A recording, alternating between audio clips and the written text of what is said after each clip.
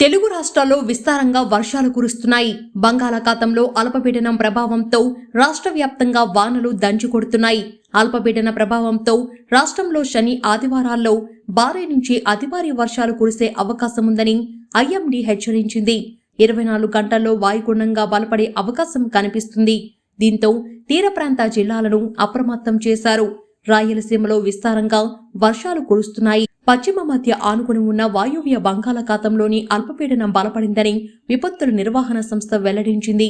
ఇది రాగాల 36 గంటల్లో పశ్చిమ వాయువ్య దిశగా ఉత్తరాంధ్ర, దక్షిణ ఒడిశా తీరాల వైపు కదులుతూ వాయుగుండంగా బలపడే అవకాశముందని అంచనా వేస్తున్నారు. దీని ప్రభావంతో శనివారం అక్కడక్కడ భారీ వర్షాలు, ఆదివారం అక్కడక్కడ మోస్తారు నుంచి భారీ వర్షాలు, మిగిలిన చోట్ల తేలికపాటి వర్షాలు పడే అవకాశం ఉంది.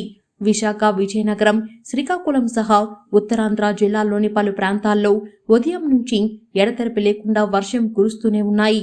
అల్లూరు జిల్లా కుంతలలో 45.5, కడప జిల్లా పెద్ద పసుపల్లల్లో 37, అనకాపల్లి జిల్లా పరవాడలో 35.29, ప్రకాశం జిల్లా ఈతరలో 34.5, నంద్యాల జిల్లా పెద్దదేవలాపురంలో 34, కాకినాడ జిల్లా చొల్లంగిపేటలో 30 మిల్లీమీటర్ల గరిష్ట వర్షపాతం నమోదైంది.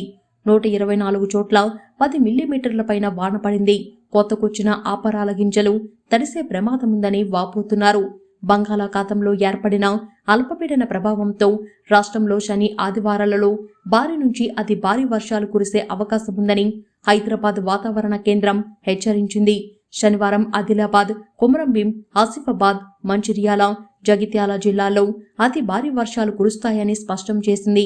అలాగే నిర్మల్, నిజామాబాద్, రాజన్న సిరిసిల్ల, కరీంనగర్, పెద్దపల్లి, జయశంకర్ భూపాలపల్లి, ములుగు, భద్రాద్రి కొత్తగూడెం, ఖమ్మం, మహబూబాబాద్, వరంగల్, హనుమకొండ, హైదరాబాద్, మేడ్చల్, మల్కాజ్గిరి జిల్లాల్లో భారీ వర్షాలు కురిసే అవకాశాలున్నాయని హైదరాబాద్ వాతావరణ కేంద్రం తెలిపింది.